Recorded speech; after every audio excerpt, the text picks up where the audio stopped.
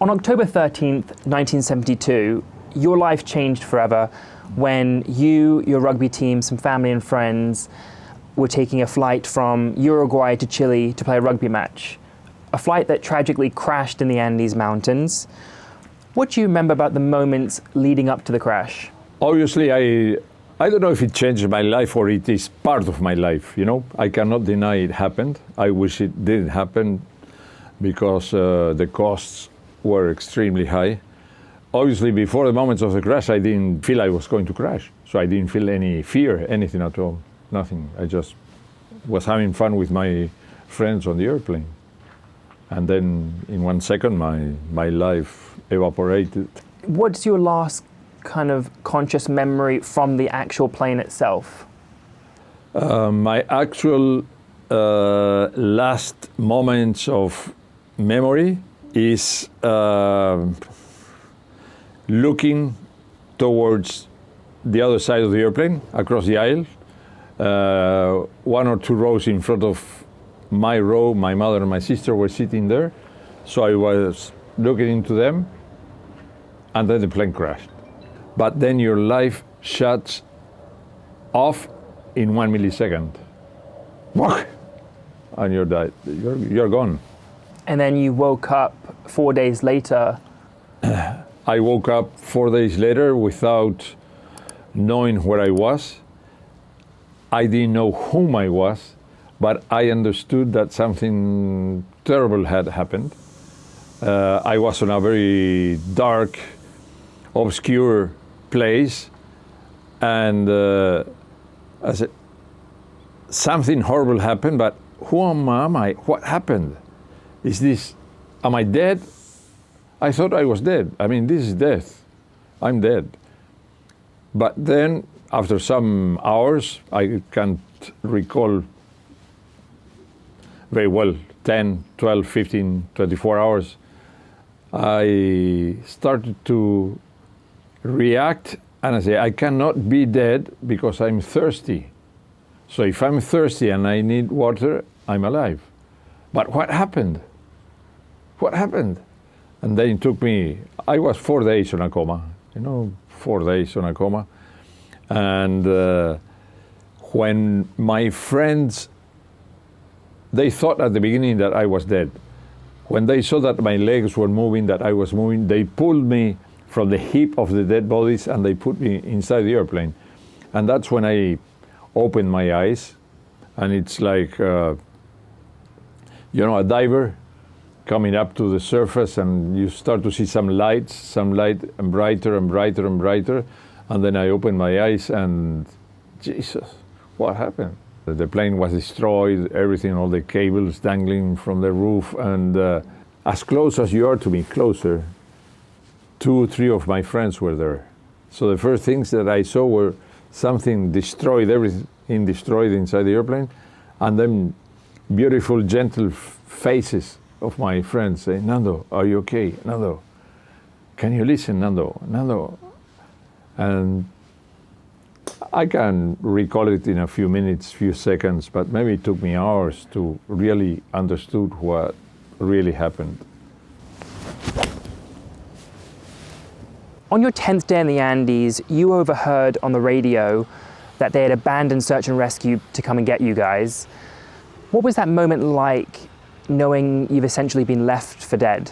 We manufactured like a listening radio. We had a small transistor radio with a cable. We made an antenna and we could listen to a shortwave radio station. So every morning at 7, we listened to the news from Chile. And after 10 days, the journalist said that the search had been abandoned because there was no way to find survivors after a plane crash of that magnitude in the middle of the Andes Mountains. I think it's probably the worst news I ever had in my life, because they confirm that you're dead. You're breathing, but you're dead. You're dead men walking. We were dead and walking. And there's no escape. You start to panic, and panic kills you and fear saves you in a way. My father always told me that before, And I almost panicked. I wanted to run away from the fuselage. Where? On street clothes, 4,500 meters of altitude, minus 20 degrees. Where do you go to? Where do you go to? We're trapped. We couldn't move. And some of the guys prayed, some cried, and I just looked to the west, to the mountains, and I said, Jesus, the only way out is through those mountains. I've heard you talk about it before. People say it was hell on earth. Then when people think of hell, they think of fire. And actually you say, no, frozen ice and snow is a worse kind of hell. It's a frozen hell. I mean, ice and cold, it bites you. It's a frozen hell. And the only source of heat is the embrace that you have with your friends. And you say, come on, give me your breath, breathe on top of me, on my face. And that's the only heating that you have over there.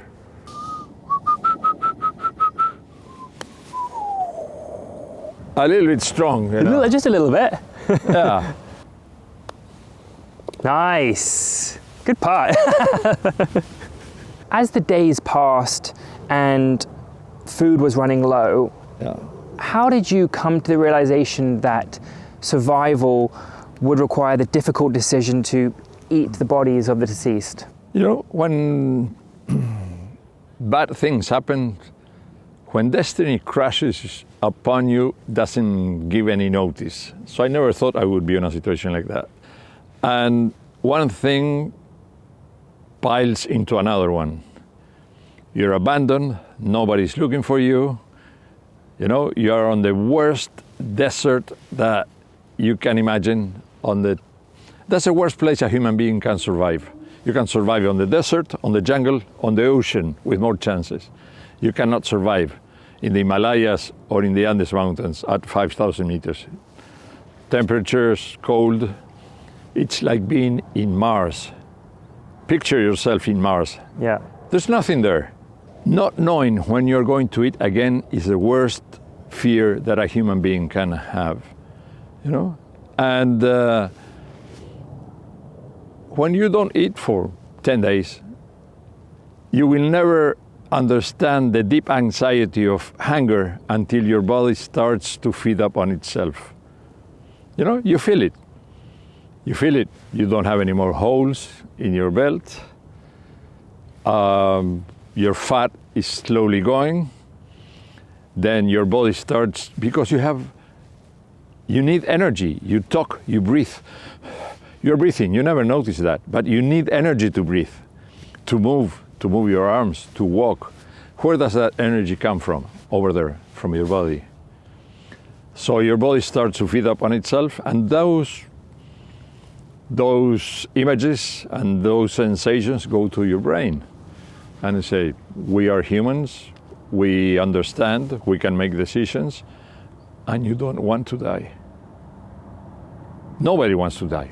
I mean, I love life, and it's a much easier decision than anybody thinks. Because if you have two decisions or two options, you can choose. Here there's no option. Or you eat human flesh, or you die. Life or death. I mean, life or death.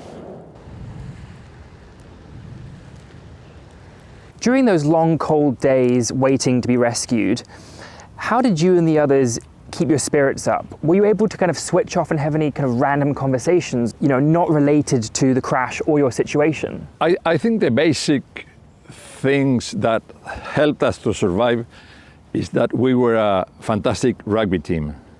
Had this happened to a commercial airliner, I don't think anybody would have survived. So we took care of each other a lot, and we knew each other very well. And I was knocked out for 4 days, but the rest of the guys, 1 hour after the plane crash, they were already acting as a team. How can you find a leader on a commercial airliner where there are different ages, different religions, different people traveling alone, people with their families, different cultures, races, ages? How do you find that leader? Our captain was the leader, and he started to work as a leader half an hour after the plane crash, taking care of the wounded guys, everything.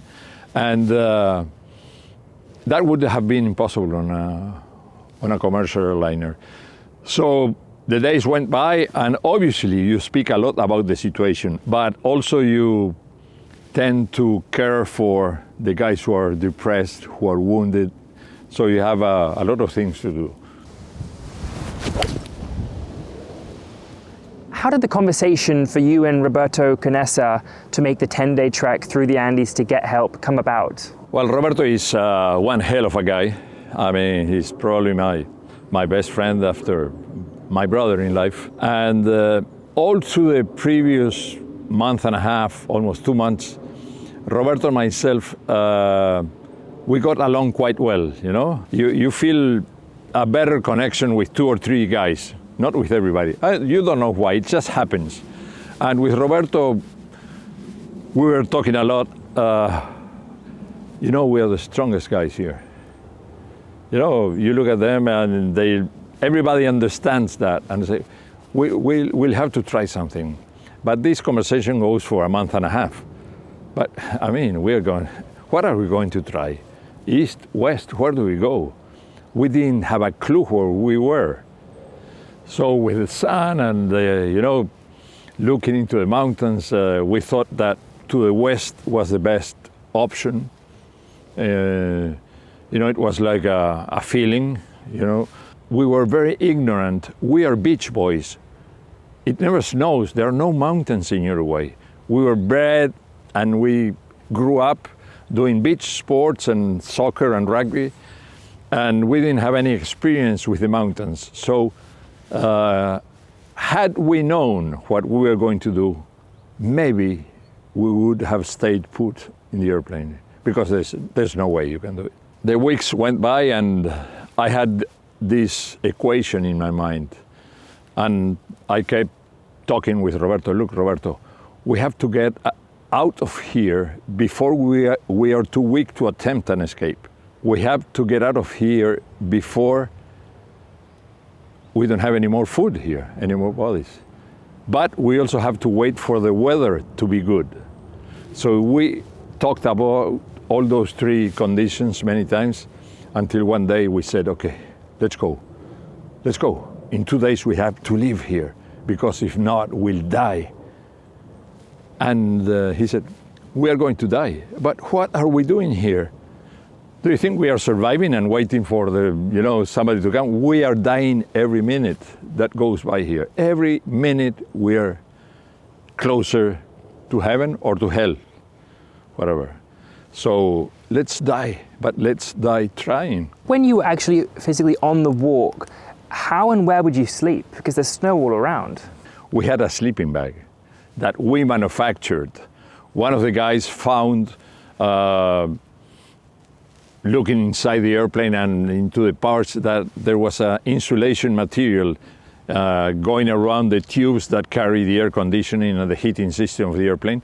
So with copper wire from the electrical system, he saw those pieces together and he made a patchwork sleeping bag, Yeah. And that sleeping bag saved our lives. So this guy who discovered that is also a very important part in this story, because he created a tool that would allow us to survive.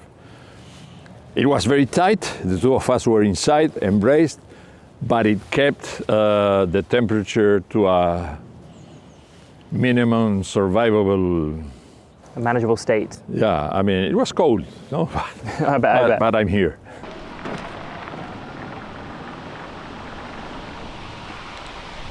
When you returned home, you were celebrated as a hero. How did you reconcile that recognition with the deep grief, knowing that some of your family and friends never made it home?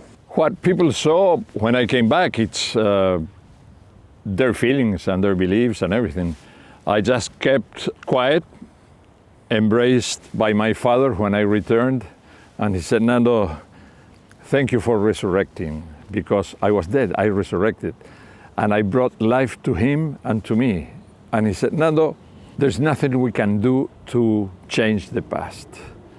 So let's live, and let's live the second part of our only life together.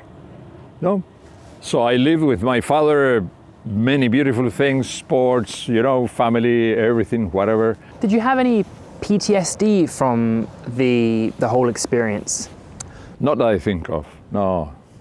PTSD is something that we South Americans tend to think that we don't have. It's something for Anglo-Saxons, Americans, that they are always talking about PTSD. One of the 16 survivors went to see a psychologist for a few sessions. And then he said, it's too expensive. I cannot pay for him. So if I need anything, I will call you. So none of us went to a psychologist. I look back, I don't forget, I don't suffer. I remember with joy and with love my mother, my sister, my friends, but what can I do? You can suffer as much as you want in your life. You can punish yourselves all your life. What happened to me so many years ago and I'm so sad and life is, so horrible. No, the miracle for me it's to understand that you are alive. You're alive, it's a miracle. Enjoy life. Enjoy life, whatever you're doing. Breathing. Have you ever thought how beautiful it is to breathe? I almost died suffocated under an avalanche. It's horrible. You explode and you're dying. And now I'm breathing. It's amazing. The whole experience must have given you such a unique perspective on life that most people don't have, because at such a young age, you were so close to dying. So you get to live the rest of your life knowing these small things. I lost some money in a business deal, or I did that. And you kind of look at it and go, it's not that big of a deal. I think it's like a university, like a school. You go to a university to earn your degree in business, in psychology, in medicine, whatever. We went to a frozen university to earn a degree in life. Enjoy life. Wake up to the miracle that you're alive. When you die, there's no comeback, So we were able to come back and to be alive and enjoy everything. Failures also, because we are part of a life with a lot of failures and things that happen. And remember, the best day of your life and the worst day of your life, they start with a beautiful sunrise. And you don't know what's going to happen. My father took us to the airport for a fantastic weekend, and whack, my life exploded. Did your relationship with God change kind of during and after the experience? I believe in God. I prayed a lot over there. We all prayed every day. We ended up the day praying a rosary every night in the middle of that frozen fuselage. And on my trek out, I prayed Hail Marys. I prayed Hail Marys to create without knowing. I know this now because I spoke to an Antarctic explorer who created his own mantras. I didn't know. So I prayed Hail Marys, Hail Marys, Hail Marys, Hail Marys, not to think what was lying ahead, which I didn't know. So I stayed on that, piece of my mind where I was praying the whole day, the whole trek, the whole walk. Hail Mary, pa, pa, pa, pa. And luckily, the Virgin Mary gave me the strength to these legs to do what's impossible. So it's going to be kind of quick, so nice and smooth. The wind.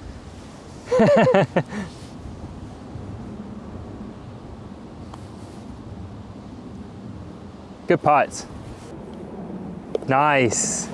I was born to do this. In 2023, Netflix released Society of the Snow. How much involvement did you have in that movie? The Society of the Snow is a fantastic movie. Fantastic movie directed by Bayona, the Spanish director. A fantastic creator of images and everything. And the movie is fantastic. It's not a documentary of everything that happened, but it's 80% perfect. It gives a real idea of what we went through. You know, even friends of mine who said they know me for 56 years and say, Jesus, now I understand how bad it was. So it's a great movie. It's a great movie. And they filmed it on location, right? Actually, where it happened in the Andes? Yeah, that's a good thing about Bayona, the director. He loves authenticity. So the movie was filmed, most of it, on the actual place where the plane crashed. And then also because of time and schedules, the same set was recreated in Spain. But you cannot tell the difference. You know, there's no way you can tell the difference. Bueno. After you walked out of the Andes, I understand that NASA were interested in understanding your way of survival. What were they particularly interested in? I think they were interested in more than in the way that we survived physically, how we coped with mental stress under incredible circumstances. If you have like an astronaut that something goes wrong, that's a very special, complicated place. And we were like astronauts stranded in the moon, exactly the same. How does the mind react? Where does it go to? How do you look for solutions? You know, those things are on the first stage of your survival, more than food, you know, because if you don't survive, you cannot eat. If you don't survive, you cannot find how to eat. And how does the brain react to extreme pressure? What's the best piece of life advice you could give someone? I would say wake up to the miracle that you're alive. Wake up to the miracle that you're breathing, that you have a life. Enjoy life. As everybody says, follow what you think is important in your heart. Follow your intuition. And never look back. I mean, don't live in the past. Live in the present, because the past is already gone. People live of fear of the future. What can happen in the future? You don't know what's going to happen in the future. So don't live in the future in your dreams, because they will never happen. Enjoy the present, be the best that you can in the present, and go forward, never look back.